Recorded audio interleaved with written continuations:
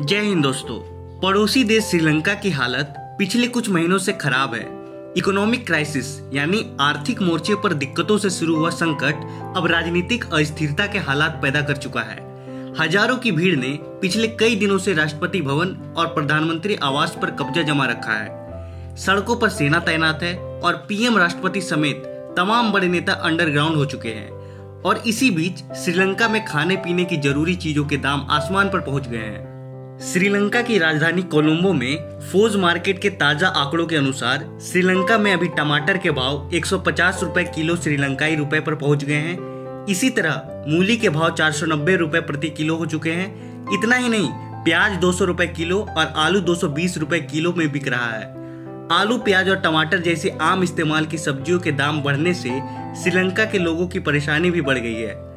सब्जियों के दाम में ऐसे समय में आग लगी है जब पहले से ही श्रीलंका में डीजल पेट्रोल की कमी हो चुकी है और लोगों को बेतहाशा पावर कट का सामना करना पड़ रहा है। इस पूरे संकट की शुरुआत विदेशी कर्ज के बोझ के कारण हुई। कर्ज की किस्तें चुकाते चुकाते श्रीलंका का विदेशी मुद्रा भंडार समाप्त होने की कगार पर पहुंच गया। स्थिति ऐसी हो गई कि श्रीलंका में डीजल, पेट्रोल और खाने पीने की चीजों की कमी हो गई। बेहद जरूरी दवाएं तक पड़ोसी देश में समाप्त हो गई। सरकार को पेट्रोल पंपों पर सेना तैनात करने की जरूरत पड़ गई।